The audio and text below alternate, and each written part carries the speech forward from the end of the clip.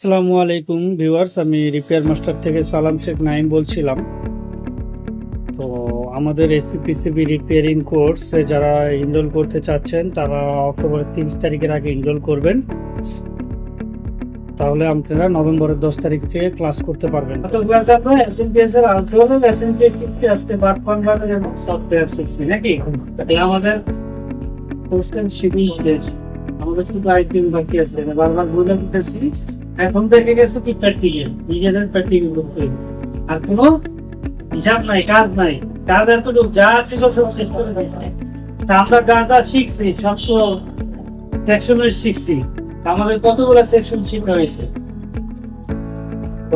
তাও 40টা 40টা শিখতে হয়েছে।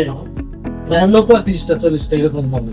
যাক, কারণ ইনডোরের ভিতরে আছে 20টা আর আউটডোরে যেটা পাইছি 15টা প্রায় 35টা। আমার কম বেশি হচ্ছে না।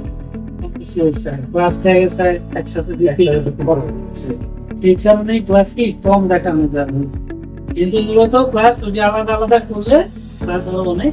মানে যে সেকশন গুলো হিসাব করতে গেলে দেখা যায় যে ওই নিটাই 35টা মতো হয়।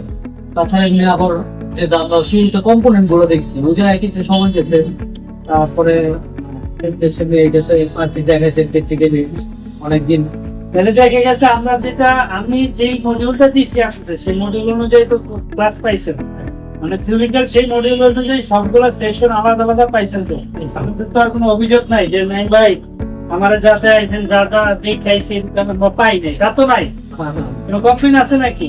আচ্ছা, কমপ্লেন না থাকলে আলহামদুলিল্লাহ আপনারা আগামী ক্লাস থেকে ইনশাআল্লাহ কি প্র্যাকটিক্যাল থিওরিক্যাল আর ওইভাবে তাই আমি আজকে আপনাদের প্র্যাকটিক্যাল আইপিএম মাপাটা দেখাই দিব। আইপিএম মাপাটা দেখাই দিব। থিওরিক্যাল আর আইপিএম দেখা লাভ নাই, কারণ আইপিএম ভিতরে মডিউল তার আপনি দেখবেন সেটা দেখা লাভ নাই। আমি আইপিএমটা কিভাবে মাপবেন, কিভাবে আইপিএম ভালো আছে কিনা বুঝবেন, এইটা মূলত আইপিএম এর একটা সাইড বোঝা যায় কি অবস্থা, কিভাবে ভালো আছে কিনা। নরমালি আইপিএম যখন কিনা মাইক্রোকন্ট্রোলার থেকে সিগন্যাল আসে তখন তো ভালো মতো পরিপূর্ণটা বোঝা যায়। আইপিএম এর একদম হট টেস্টিং হচ্ছে ভাই ঠিক আছে। আইপিএম এর হট টেস্টিং ওটা লাগানোর পরে বোঝা যায়, তার আগে বোঝা যায় না। মাইপার পরে কি অবস্থা, মাইপার বোঝা যায় হাই সাইডটা যে মাইপার ভালো আছে কিনা, আর লো সাইডটা আইপিএম লাগানোর জন্য।